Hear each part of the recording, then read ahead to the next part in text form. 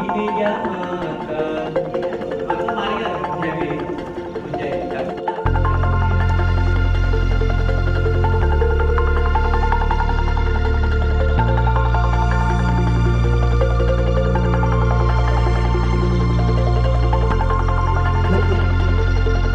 Assalamualaikum Nabila.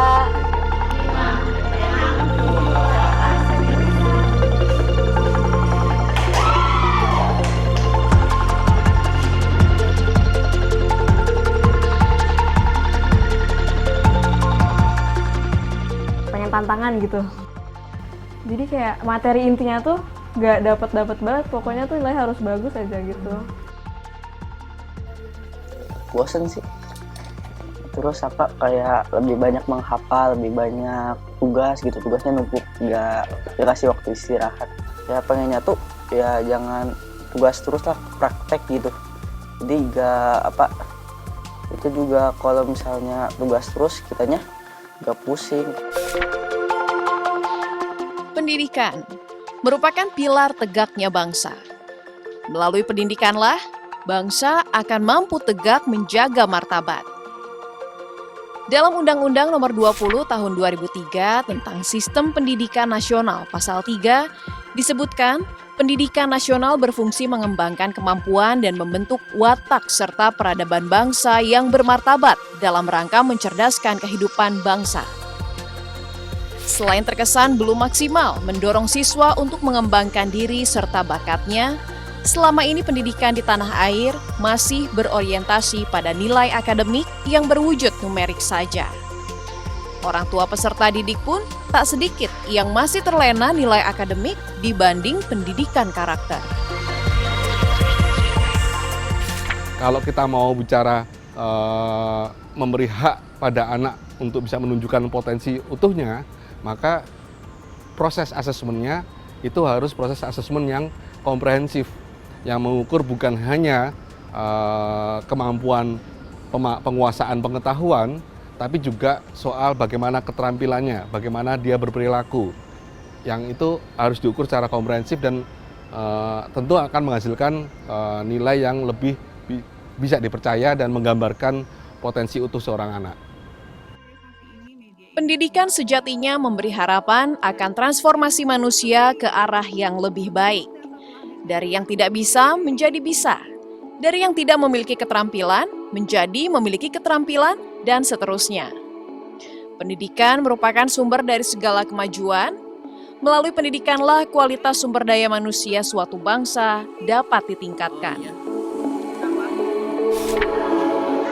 Merdeka belajar. Harapan perubahan dunia pendidikan Indonesia.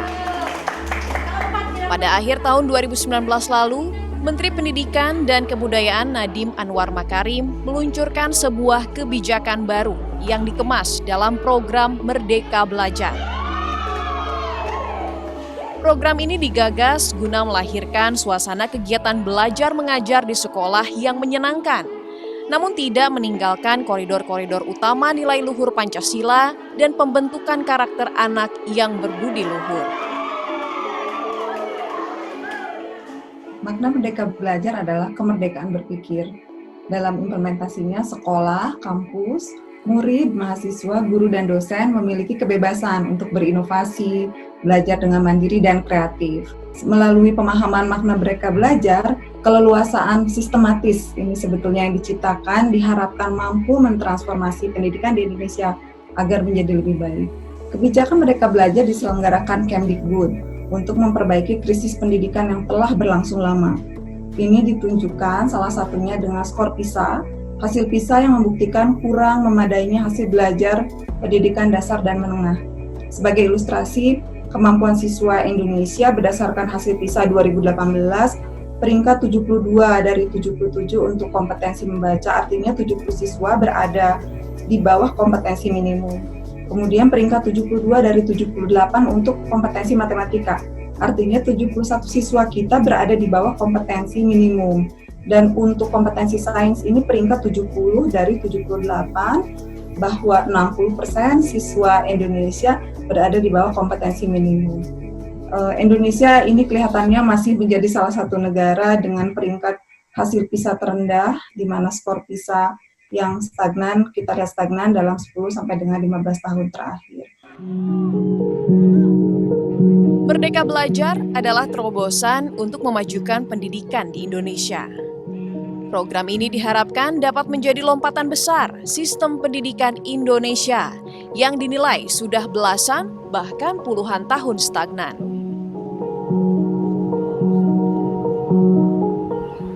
Jadi kemampuan membaca anak Indonesia saja dari tahun 2000 sampai yang terakhir diukur tahun 2018 itu tidak meningkat sama. Dan itu letaknya di bawah, artinya dibandingkan dengan negara-negara lain, kemampuan membaca anak Indonesia itu jauh di bawah anak-anak negara lain. Jadi kalau kita katakan modalnya dalam membangun SDM yang unggul, wah modal kita sedikit sekali nih kan gitu. Nah kalau dengan sekarang program pemerintah itu membangun SDM unggul, tentunya genjotnya harus gila-gilaan. Kita tidak bisa menggunakan sistem pendidikan yang lama. Merdeka Belajar tak semata merupakan kemerdekaan berpikir siswa, tapi juga kemerdekaan berbagai hal dalam penyelenggaraan pendidikan, termasuk regulasi yang membebani guru agar bisa melakukan tugas utama mereka, yaitu melaksanakan pembelajaran. Terdapat 4 pokok kebijakan Merdeka Belajar, yaitu ujian sekolah berstandar nasional USBN, ujian nasional UN, rencana pelaksanaan pembelajaran RPP, dan peraturan penerimaan peserta didik baru PPDB zonasi.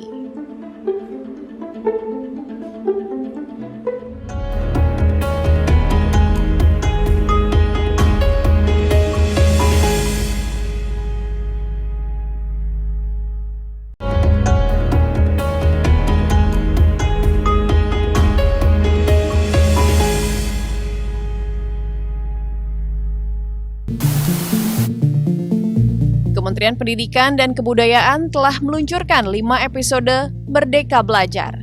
Episode pertama dari terobosan ini memiliki 4 pokok kebijakan, yaitu mengubah ujian nasional UN menjadi asesmen kompetensi minimum dan survei karakter, menghapus ujian sekolah berstandar nasional USBN, menyederhanakan rencana pelaksanaan pembelajaran, dan menyesuaikan kuota penerimaan peserta didik baru berbasis zonasi.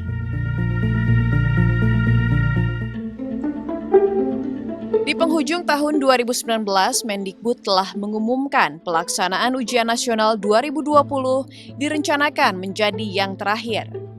UN dihapus dan akan diubah menjadi asesmen kompetensi minimum dan survei karakter. Asesmen ini terdiri atas kemampuan bernalar menggunakan bahasa atau literasi, kemampuan bernalar menggunakan matematika atau numerasi, dan penguatan pendidikan karakter. Literasi di sini bukan sekedar kemampuan membaca, melainkan kemampuan menganalisis suatu bacaan serta kemampuan untuk mengerti atau memahami konsep di balik tulisan tersebut. Sedangkan numerasi adalah kemampuan menganalisis menggunakan angka. Dengan demikian, literasi dan numerasi bukan mata pelajaran bahasa atau matematika, melainkan kemampuan murid-murid menggunakan konsep itu untuk menganalisis sebuah materi. Dipastikan tolok ukur bagi para siswa harus tetap ada, tapi hal yang diukur akan diubah. Terkait survei karakter, Mendikbud mengakui selama ini pemerintah hanya memiliki data kognitif dari para siswa, tapi tidak mengetahui kondisi ekosistem di sekolah para siswa. Sehingga survei ini akan menjadi tolok ukur memberikan umpan balik pada sekolah untuk melakukan perubahan-perubahan guna menciptakan siswa yang lebih bahagia dan lebih kuat asas-asas Pancasilanya di dalam lingkungan sekolah. Adapun keputusan mengganti format UN didasarkan survei dan diskusi dengan para orang tua, siswa, guru, hingga sekolah. Materi UN dinilai terlalu padat, sehingga fokusnya justru mengajarkan dan menghafal materi, bukan terkait kompetensi pelajaran. UN memang baru menilai satu aspek, yaitu kognitif, belum menyentuh karakter siswa secara lebih holistik.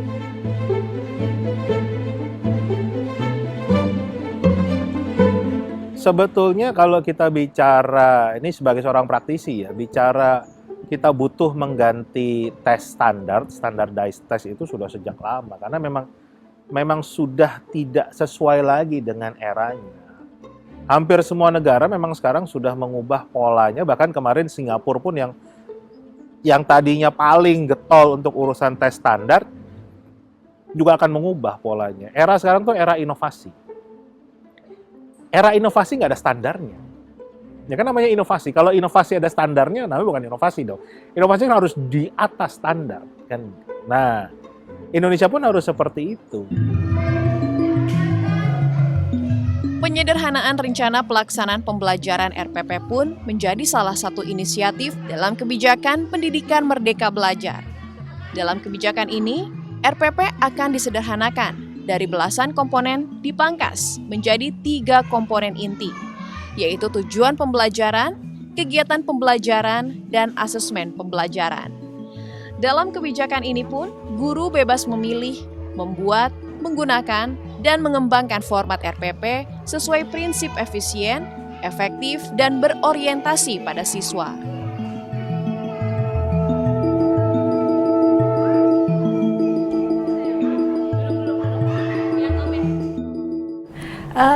Mungkin yang disambut baik adalah dari sisi administrasi ya, adanya RPP inspiratif itu yang biasanya menjadi beban kami sebagai guru yang di tiap tahun pelajaran harus menyusun administrasi yang banyak, yang sebelumnya panjang sekali, banyak isinya, yang sekarang formatnya sudah disesuaikan dan guru bisa berkreasi di sana. Jadi mungkin itu salah satunya, sehingga waktunya bisa dialokasikan untuk memikirkan konten materi apa yang disampaikan atau model belajar seperti apa.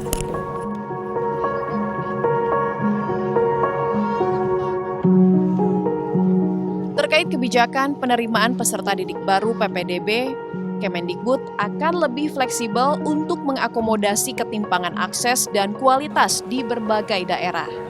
Komposisi PPDB jalur zonasi dapat menerima siswa minimal 50%, jalur afirmasi minimal 15%, dan jalur perpindahan maksimal 5%. Sedangkan untuk jalur prestasi atau sisa 0 hingga 30% lainnya disesuaikan dengan kondisi daerah.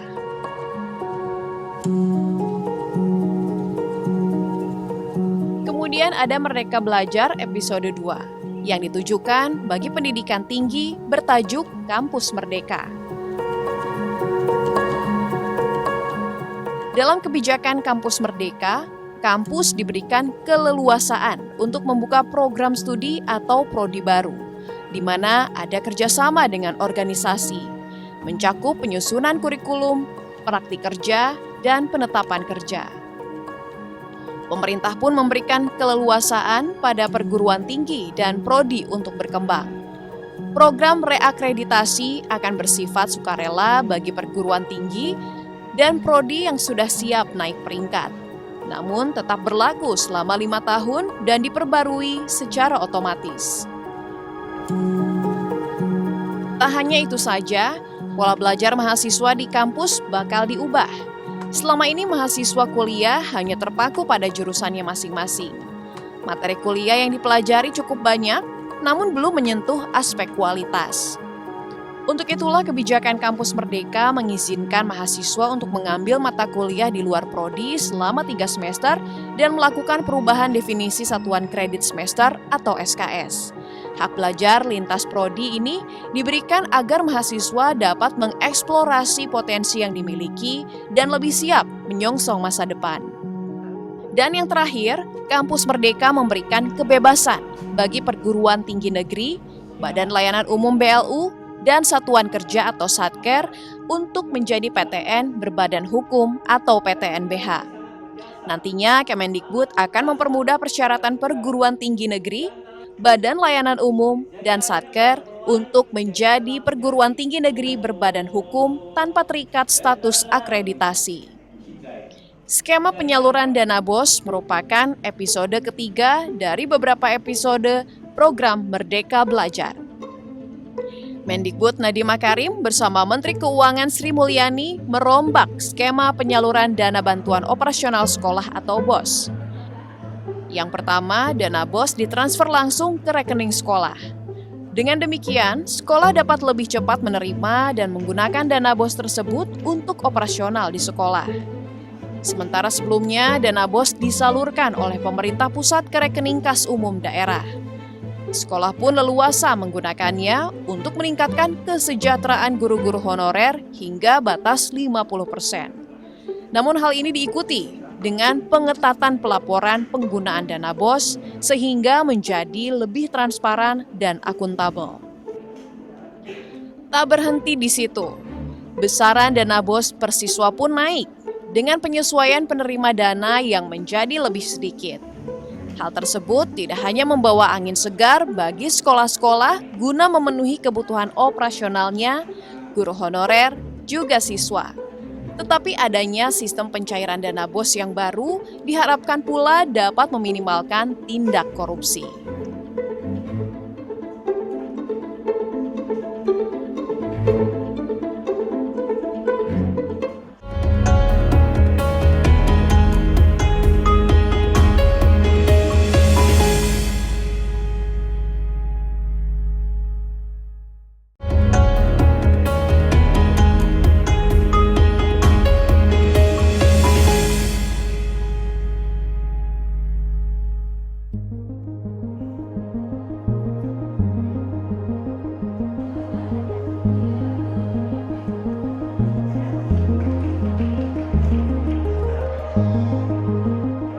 Kementerian Pendidikan dan Kebudayaan telah meluncurkan Merdeka Belajar episode 4. Episode 4 ini mengenai program organisasi penggerak yang melibatkan sejumlah organisasi yang bergerak di bidang pendidikan, terutama organisasi-organisasi yang sudah memiliki rekam jejak yang baik dalam implementasi program pelatihan guru dan kepala sekolah.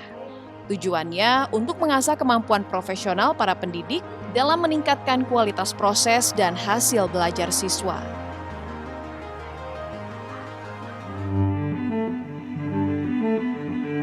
Setelah menerima masukan dari banyak pihak guna penyempurnaan program ke depannya, pada medio 2020 Kemendikbud memutuskan akan melakukan evaluasi. Evaluasi lanjutan ini melibatkan pakar pendidikan dari berbagai organisasi kemasyarakatan dan lembaga negara. Akan mengevaluasi 3 hal. Yang pertama adalah integritas dan transparansi sistem seleksi yang telah kita lakukan. Kami tidak hanya ingin melihat secara internal, tapi juga mengundang pihak eksternal untuk melihat proses yang sudah kita lakukan, untuk memastikan bahwa integritas dan transparansinya adalah yang terbaik dengan kualitas yang terbaik. Itu yang pertama. Yang kedua, kita ingin memastikan bahwa semua organisasi yang lulus seleksi memastikan integritas dan kredibilitas dari masing-masing organisasi yang masuk ke dalam program organisasi penggerak. Dan ketiga, objektif daripada evaluasi lanjutan ini adalah untuk memastikan efektivitas daripada pelaksanaan program masing-masing organisasi di dalam situasi pandemi COVID, untuk memastikan efektivitas daripada pencapaian aktivitas mereka bisa dilakukan selama pandemi COVID. Program organisasi penggerak dirancang agar Kemendikbud dapat belajar dari inovasi-inovasi pembelajaran terbaik yang digerakkan masyarakat. Saat ini sebanyak 4.464 organisasi telah mendaftar di program organisasi penggerak. Dan kemudian mengikuti proses evaluasi proposal yang terdiri atas seleksi administrasi, substansi, dan verifikasi. Program ini nantinya akan fokus kepada berbagai upaya pengembangan literasi, numerasi, dan karakter di 34 provinsi di seluruh tanah air.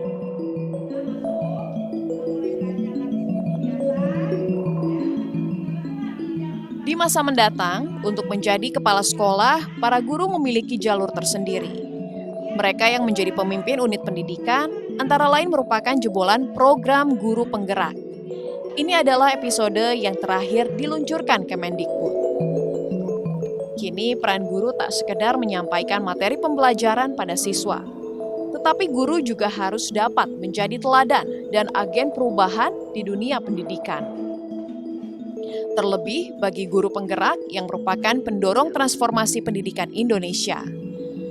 Guru penggerak dalam program ini juga harus menjadi pelatih atau mentor bagi guru lainnya untuk pembelajaran yang berpusat pada siswa. Guru penggerak pun diharapkan menjadi teladan dan agen transformasi bagi ekosistem pendidikan sehingga dapat mencetak sebanyak mungkin agen-agen transformasi dalam ekosistem pendidikan yang mampu menghasilkan siswa-siswa berkompetensi global dan berkarakter Pancasila. Setelah mulut ada apa harusnya? Esophagus. Bagus. Apa namanya sih? Jejunum ileo. Kemendikbud akan mengidentifikasi dan merekrut para guru penggerak yang diyakini ada di setiap sekolah untuk bisa mengikuti pelatihan pengembangan potensi kepemimpinan. Tanpa adanya kepemimpinan yang baik di tiap-tiap unit pendidikan, perubahan akan sulit terjadi. Merdeka belajar bukanlah bebas belajar. Merdeka belajar mendorong seluruh pemangku kepentingan pendidikan, siswa, guru, orang tua siswa, organisasi kemasyarakatan yang bergerak di bidang pendidikan dan lainnya menjadi agen perubahan dalam mentransformasi sistem pendidikan Indonesia menuju pendidikan yang ideal. Tentulah seluruh pihak harus berpartisipasi aktif di dalamnya.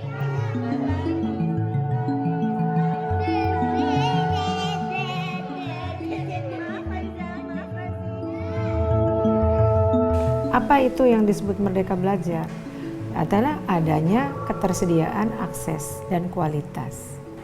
Jadi merdeka belajar itu intinya adalah secara real memenuhi kebutuhan-kebutuhan guru dan siswa untuk visi guru memfasilitasi pembelajaran, siswa untuk memperoleh hak-haknya belajar. Itu yang paling fundamental saat ini. Semangat merdeka belajar saya pikir itu sesuatu yang pas untuk situasi sekarang.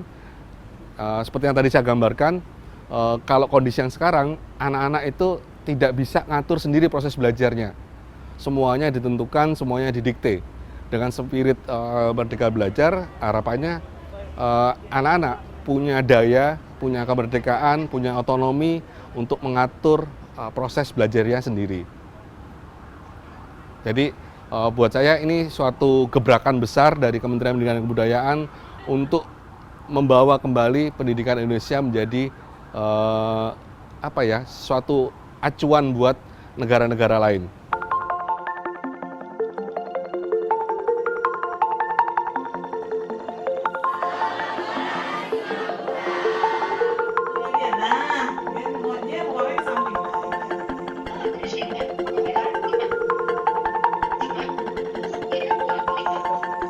Merdeka Belajar merupakan sebuah terobosan mengejar ketertinggalan kualitas sistem pendidikan. Dengan Merdeka Belajar, diharapkan tidak hanya dapat menciptakan fleksibilitas, namun juga membuka peluang, ruang inovasi, dan kreativitas. Tentu, semua ini tidak dapat dilakukan sendirian. Kuatkan genggam kolaborasi demi cita-cita yang tinggi dan yakin Indonesia pasti bisa.